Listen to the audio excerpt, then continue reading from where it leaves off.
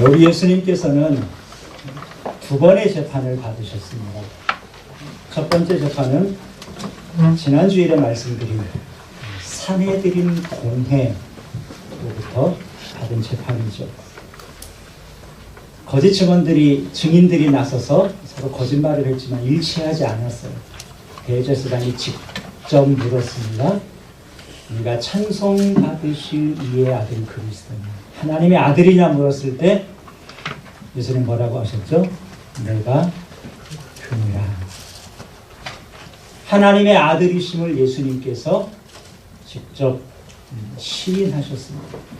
그러다 공회원들이 이것은 신성모독죄다, 일치되게 신성모독죄로 여기고 사형에 해당한다라고 결정을 했습니다. 이 당시에 이 산해드린 공회는 종교적인 문제에 있어서만큼은 사형을 집행할 수 있는 권한도 있었다고 합니다. 그러니까 예수님이 내가 하나님의 아들이다 이렇게 주장한 것은 종교적인 문제라고 볼 수 있죠. 이 신성모독죄에 대해서는 산해드린 공회가 직접 예수님을 처형할 권한이 있었어요. 우리가 사도행전에 보면 스데반 집사님이 돌에 맞아 순교하지 않습니까? 스데반 집사님이 돌에 맞아 순교한 것, 공회가 그렇게 결정하고 돌로서 사형을 집행을 한 것입니다. 그런데 예수님에 대해서는 분명히 신성모독죄다 이렇게 여겼으면서도 예수님에 대한 사형을 집행하지 않았습니다. 예수님을 어떻게 할 것인가 모여서 다시 논의를 해요. 그러다가 예수님을 우리가 죽이지 말고 총독 빌라도에게 보내자 이렇게 결정을 합니다. 한마디로 술수를 부린 거예요. 공회가 직접 예수님을 죽이기에는 부담이 있었던 겁니다. 비록 예수님의 제자들은 다 도망갔지만 여전히 예수님을 따르는 자들이 많이 있다는 것을 알고 있었어요. 자칫 그들에게 피해가 될까 봐 총독 빌라도에게 넘긴 것이죠. 또 빌라도에게 넘긴 이유 중에 하나는 예수님을 십자가형으로 죽이고 싶었던 거예요. 왜냐하면 구약 신명기에 나무에 달린 자는 하나님의 저주를 받은 자다 그랬습니다. 그러니까 예수님을 나무에 달아서 십자가에 달려서 죽게 해서 예수님은 하나님의 저주를 받아 죽은 거다. 자기가 하나님의 아들이라고 신성모독죄를 범했는데 그래서 하나님의 저주를 받아서 죽은 거다. 그렇게 예수님을 십자가형으로 죽이려고 빌라도에게 보낸 거예요. 그러면 원래 자기들의 목적, 예수님을 죽이려는 목적도 달성되고요. 혹시 모를 민심의 역풍도 피할 수 있다라고 생각을 한 것입니다. 그래서 오늘 본문에 보면 예수님께서 빌라도에게 보내져서 빌라도로부터 또 한 번의 재판을 받으시게 됩니다. 빌라도가 예수님을 신문하면서 물어봐요. 뭐라고 묻죠? 네가 유대인의 왕이냐 이렇게 물어요. 네가 유대인의 왕이냐? 왜 유대인의 왕이냐고 물었겠어요? 이유는 뻔한데 예수님을 넘겨주면서 이 자가 자신을 스스로 유대인의 왕이라고 주장합니다. 이렇게 하고 넘겼으니까 그 사실을 확인하기 위해서 유대인의 왕이냐고 물었을 거예요. 사실 예수님은 유대인의 왕이라고 진술한 적이 없습니다. 하나님의 아들이라고 했었죠. 그러면 이 자가 하나님의 아들이라고 주장합니다. 처벌해 주십시오. 이렇게 넘겨야 될 텐데 그러면 종교적인 문제가 되니까 종교적인 문제를 정치적인 문제로 둔갑시켜버립니다. 유대인의 왕이라고 합니다. 이 당시 로마 제국이 가장 엄하게 다스린 죄가 로마의 통치를 거부하는 독립운동입니다. 로마 입장에서 보면은 반란이라고 볼 수 있죠.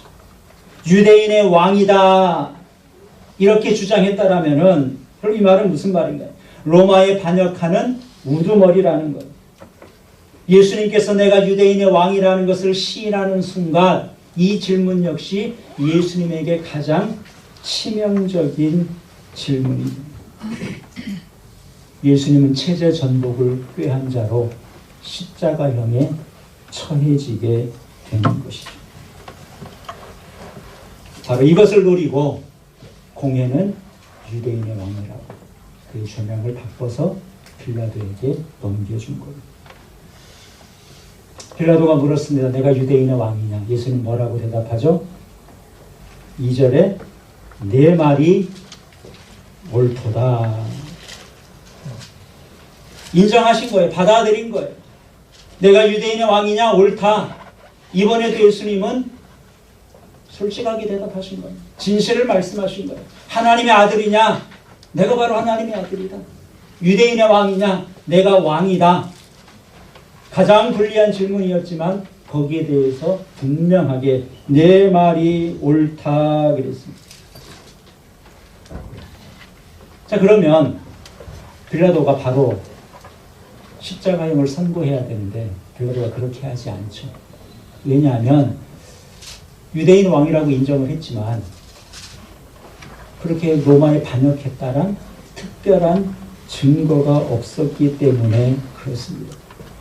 예수님이 사람들을 규합해서 로마 제국과 맞서 싸웠다, 이런 일이 없다는 것을 빌라도도 알고 있었거든요. 그리고 대제사장이 예수님을 시기해서 그들이 나에게 넘겨줬다는 것을 빌라도가 알고 있었기 때문에 즉시 예수님에게 십자가형을 선고하지 않았습니다.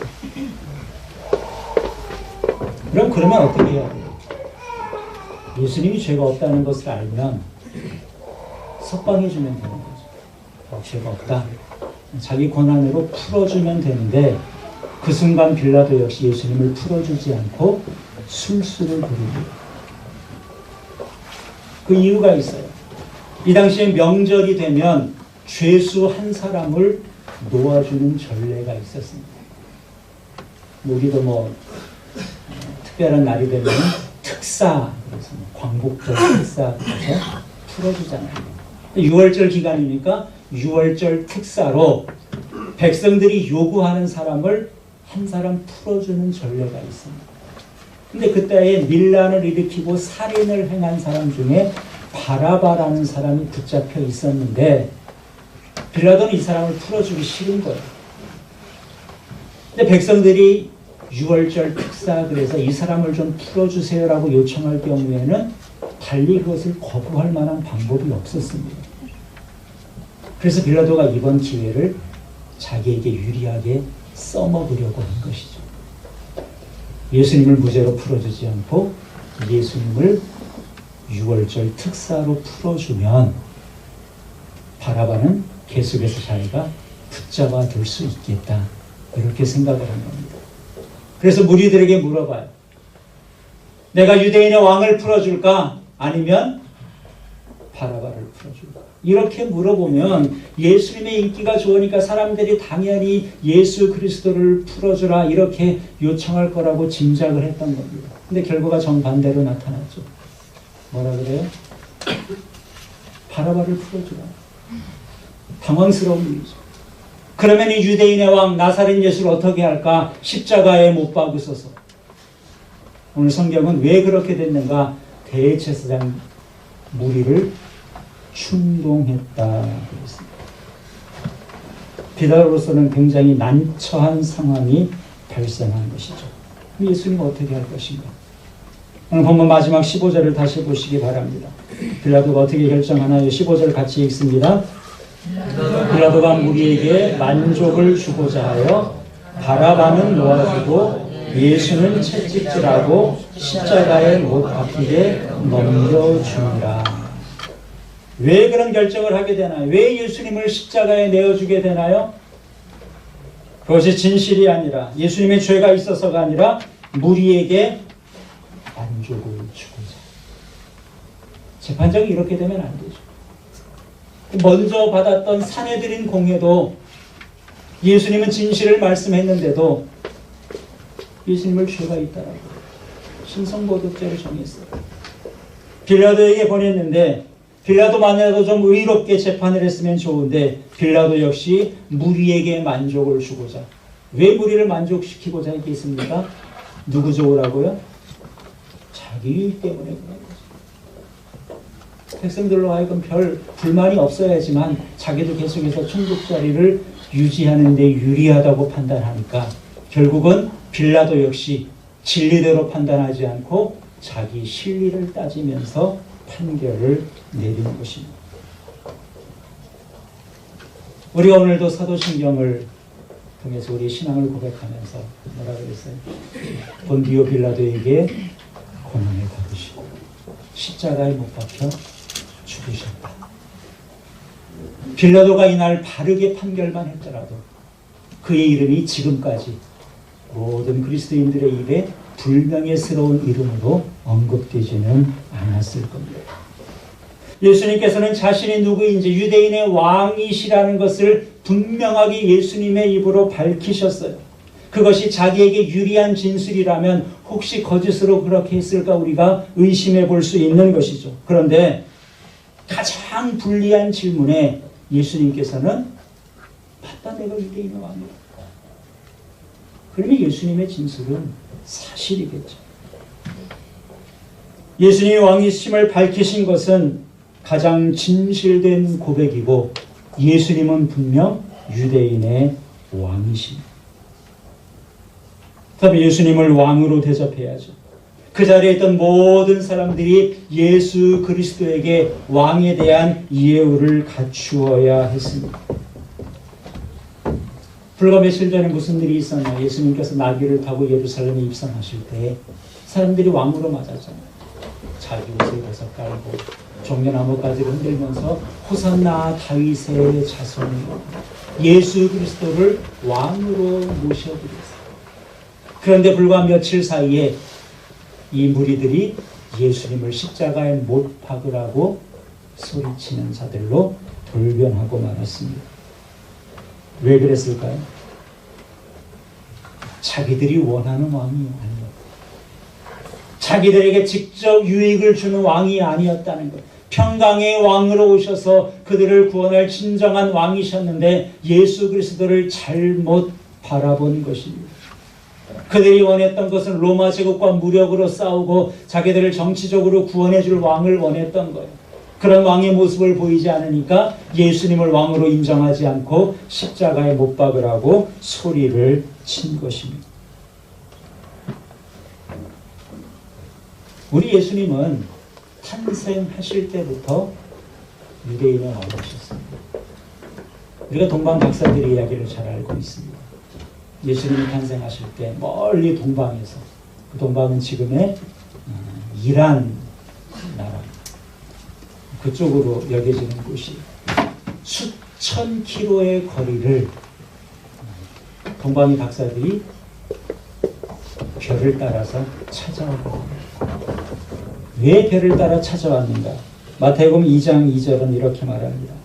유대인의 왕으로 나신 이가 어디 계시냐? 우리가 동방에서 그의 별을 보고 그에게 경배하러 왔다. 별을 보고 왕이 태어나셨다는 것을 알았다는 거예요. 그래서 수천 킬로 먼 거리였지만, 그들은 이방인의 신분이었지만 유대인의 왕이 탄생하신다는 이 사실을 알고 못하기 위해서 오직 한 가지, 경배하기 위해서 별을 따라 왔다는 것이죠. 예수님은 유대인의 왕으로 오셨습니다. 그렇다면 그 누구보다도 유대인들이 앞장서서 예수 그리스도를 영접하고 경배하는 것이구나. 그런데 구약 성경을 통해서 왕의 오심을 알고 있었던, 어디에서 오시는지 알고 있었던 유대인들은 왕의 오심에 무관심했습니다. 동방의 박사들이 예루살렘에 와서 유대인의 왕으로 오신 분이 어디 계시냐 그렇게 물으니까 큰 소동이 벌어졌죠. 헤롯 왕이 깜짝 놀랐어요. 온 예루살렘이 소동했다 그랬어요. 헤롯 왕이 대제사장과 서기관들을 부릅니다. 유대인의 왕으로 오신 분이 있다고 하는데 그분이 어디에서 태어나겠느냐. 구약 성경을 잘 아는 자들이 이들이 정답을 말해줬어요. 왕으로 오시는 분은 이제 땅 베들레헴에서 탄생. 그걸로 끝이에요. 구약성경을 잘 아니까 베들레헴에서 탄생한다 알고 있는데 제사장과 서기관들은 경배하러 갈 생각을 하지 않습니다. 물어봤던 헤로다는 어떻게 반응하나요? 박사들을 불러서 요청을 하죠. 왕을 만나면 나에게 말해달라. 나도 가서 경배해야 되겠다. 거짓말이죠. 경배하기 위해서 그렇게 말한 것이 아니라 그 왕을 죽이려고. 자기의 왕위에 위협이 되는 존재라고 생각하고 죽이기 위해서 그렇게 요청을 했던 것입니다. 헤롯은 자기가 유대인의 왕이기 때문에 새로운 왕의 탄생을 용납할 수 없었습니다. 자기 욕심에 눈이 멀어서 예수님을 경배하는 대신에 예수님을 죽이려고 했던 것이죠. 근데 일이 뜻대로 안 되잖아요. 그래서 그 당시 기준으로 해서 2살 이하의 아이들을 다 학살하는 엄청난 죄를 저지르게 됐습니다. 예수님은 분명 유대인의 왕으로 이 땅에 오셨습니다. 유대인들이 먼저 왕으로 영접하고 경배해야 되는데 유대인들은 예수님을 환영하지 않았어요. 멀리 동방에서 온 이방인들이, 박사들이 예수님께 경배를 했습니다.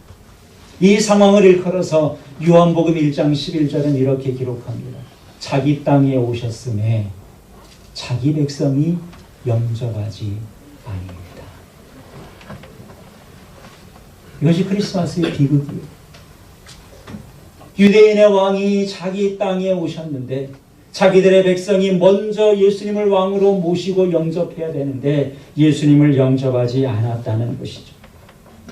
사랑하는 성도 여러분, 오늘 우리 성도들은 누구인가요? 2000년 전에 이 땅에 유대인의 왕으로 오신 그분을 통해서 구원받은 자입니다. 유대인들만 구원하신 것이 아니라 모두에게 예수 그리스도를 자기의 주인이요 왕으로 모신 분들을 다 구원하신 우리의 왕이 되십니다. 유대인의 왕으로 오신 분이 이제는 우리의 왕이 되셨습니다. 나는 과연 예수님께 온전한 경배를 드리고 있는 자기 땅에 오매 자기 백성이 영접지 않습니다. 여러분, 이 크리스마스의 비극, 첫 번 크리스마스의 비극이 오늘 우리 삶에도 재현되면 안 되는 것이죠. 여러분, 우리가 예수님을 왕으로 모신다는 게 무엇이겠습니까? 예수님이 나의 왕이시다 고백하는 건가요? 물론 이것도 굉장히 중요합니다. 이렇게 예수님께 나와서 예배하고 경배하는 것, 이것도 우리가 빼놓을 수 없는 것이죠. 그러나 고백하고 예배하는 것으로 그쳐서는 안 됩니다. 그보다 더 중요한 것이 있는데 그것은 예수님이 나의 왕이라면 내가 그 사실을 고백한다면 그 예수님의 다스림과 통치를 받아들이면서 사는 겁니다. 왕이신 예수님께 내가 온전히 순종하며 사는 것. 그것이 예수님을 왕으로 모신 자가 마땅히 취해야 될 삶의 태도입니다. 진 에드워드라는 사람이 쓴 세 왕 이야기, 세 명의 왕 이야기라는 책이 있습니다. 이스라엘의 세 명의 왕, 사울 왕, 다윗 왕, 다윗의 왕으로서 자기가 왕이 되려고 했던 압살롬이라는 아들이 있습니다. 이 세 명의 왕의 이야기, 그들의 내면을 살피는 책인데요. 그리 두껍지 않습니다. 그렇지만 아주 좋은 책이에요. 사울과 다윗을 비교를 하고 또 다윗과 압살롬을 비교를 합니다. 사울과 다윗을 비교하면 둘 다 하나님이 세워주신 왕이에요. 둘 다 사무엘 선지자를 보내서 사울에게도 왕으로 기름을 붓고 다윗에게도 왕으로 기름을 부어주셨습니다. 그런데 사울은 실패한 왕이 되고 다윗은 성공한 왕이 됐습니다. 그 차이점이 뭘까요? 그 차이점은 다름이 아니라 사울은 자기가 왕이라고 생각했습니다. 다윗은 자기가 이스라엘의 왕이지만 자신의 진정한 왕은 하나님이라고 생각했어요. 이 차이점이 있었던 겁니다. 그래서 사울은 자기가 왕처럼 행동을 해요. 제사를 드려야 되는데 제사장이 늦게 오니까 자기가 그냥 제사를 드려요. 하나님께서 왕에게 명하셨어요.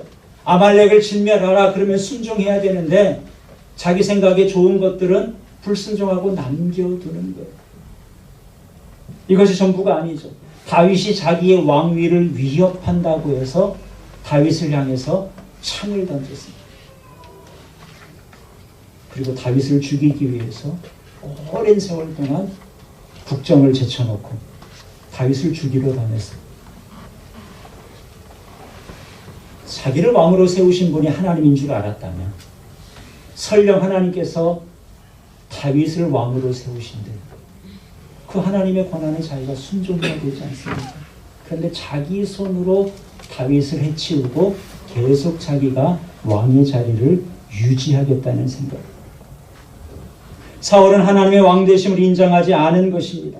하나님이 하시는 일을 자기가 막으려고 했어요. 자기 힘으로 왕의 지위를 지키려고 했을 때 결과가 어떻게 됐나요? 그렇게 하지도 못하고 결국 그는 실패한 왕, 불행한 왕으로 남게 된 것입니다. 반면에 다윗은 하나님의 기름 부음을 받았지만 자기의 진정한 왕은 하나님이라고 생각했어요. 즉시 왕이 되지 않았습니다. 왕이 되기까지 오랜 기간 고난의 세월을 거쳐야 됐는데 그 기간 동안에도 다윗은 조급하지 않고 때를 기다렸습니다.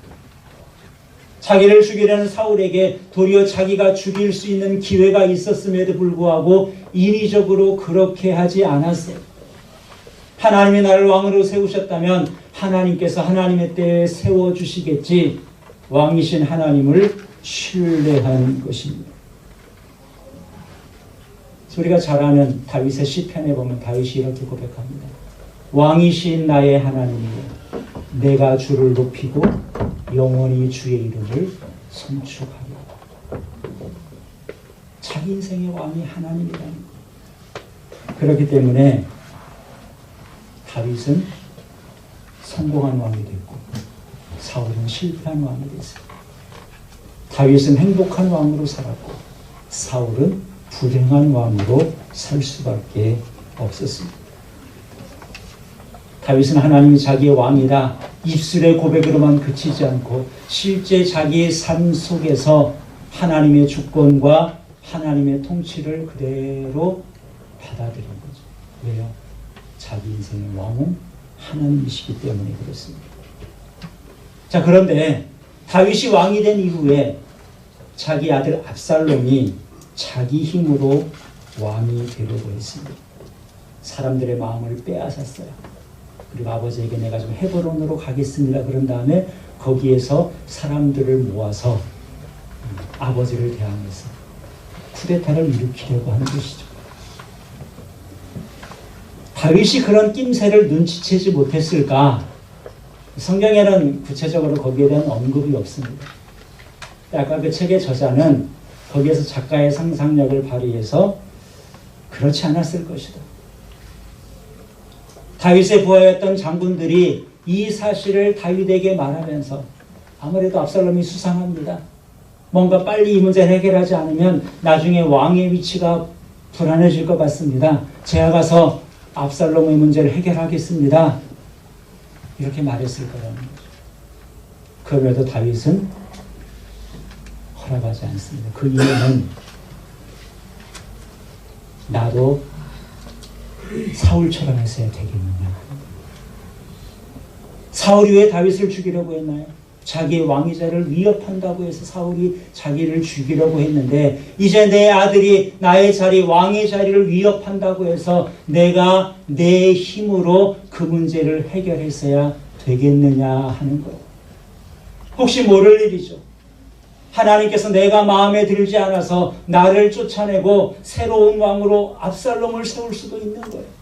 그게 하나님이 계획하신 일이라면 거기에 내가 순종해야지. 내가 인위적으로 압살롬을 죽이려 하는 것 될 리도 없고 그렇게 해서도 안 된다고 생각을 하는 것입니다.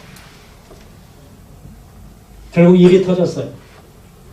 압살롬이 이제 반역을 일으켜서 아버지가 있는 예루살렘을 향해서 오고 있습니다. 다윗이 어떻게 하나요? 피하죠. 예루살렘을 두고 떠나는 거예요. 왜 떠났겠습니까? 자기의 왕위도 하나님 손에 맡긴 겁니다. 사울을 피했던 것처럼 이제 자기 아들을 피해서 예루살렘을 떠나는데, 다윗이 떠날 때에 제사장이었던 사독이 하나님의 궤를 들고 저도 같이 가겠습니다 하고 다윗을 찾아옵니다. 다윗이 어떻게 해요? 아니다, 너는 예루살렘에 그대로 남아있어. 하나님에게 맡긴 거예요. 하나님의 궤는 하나님이 임재하시는 상징입니다. 하나님 나와 함께 가셔야 됩니다. 그것이 아니에요. 하나님이 압살롬과 함께 예루살렘에서 이 나라를 다스릴 수도 있는 것입니다. 그거는 모르니까 너는 여기 있어라. 그러면서 사무엘하 15장 25절에 다윗이 사독 제사장에게 이렇게 말합니다. 가라, 만일 내가 여호와 앞에서 은혜를 입으면 도로 나를 인도하사 내게 그 궤와 그 계신 데를 보이시리라. 너는 여기 남아 있어라. 하나님이 나에게 다시 은혜를 베푸셔서 계속해서 이스라엘의 왕으로 세우신다면 내가 다시 여기로 올 수 있지 않겠느냐. 나는 이 모든 것을 하나님께 맡긴답니다. 그래서 그 책의 저자는 제일 마지막에 다윗의 심정을 이렇게 고백을 하고 책을 마치는데요. 이렇게 쓰고 있습니다. 왕권은 내 것이 아닙니다. 내가 가질 것도 보호할 것도 지킬 것도 아닙니다. 나는 성을 떠나겠습니다. 나는 하나님을 방해하지 않을 것입니다. 하나님이여, 하나님이 되시옵소서. 하나님이 정말 나의 하나님입니다. 그렇다면 이것까지도 하나님께 맡기고 나는 하나님의 왕권을 방해하지 않겠습니다. 그랬을 때 하나님께서 다윗을 계속 세우시고 또 예루살렘으로 다시 불러주신 것을 우리가 성경을 통해 알고 있습니다. 우리가 며칠 후에는 성탄절을 맞게 됩니다. 성탄절은 예수님께서 유대인의 왕으로 이 땅에 오신 날이죠. 그분께서 이제 나를 구원하시고 이제는 유대인의 왕이 아니라 나의 왕이 되셨습니다. 내 인생의 주인이 되셨어요. 그래서 우리가 당연히 예수님이 나의 왕입니다 고백해야 되고, 고백으로 그쳐서는 안 되고 이렇게 예배하고 경배해야 됩니다. 경배하는 것으로만 그쳐서는 안 되죠. 다윗이 자기 삶에 하나님의 통치와 하나님의 때를 인정하고 온전히 신뢰하고 맡긴 것처럼 우리가 그렇게 살 수 있어야 우리가 하나님의 자녀답게, 하나님의 백성답게 살 수 있는 것이고, 우리가 성공한 인생, 행복한 인생을 살 수 있는 것입니다. 이번 성탄절을 맞아서 유대인의 왕으로 오신 분이 내 삶의 왕이 되시고, 지금도 나의 인생을 복되게 하시고 행복하게 하시기 위해서 내 삶을 주관하신다. 이 사실을 다시 한번 깊이 깨닫고 왕의 백성으로 복되게 살아가는 그런 귀한 은혜가 있기를 우리 주님의 이름으로 축원합니다. 기도하겠습니다. 오늘 말씀을 생각하면서 우리 고백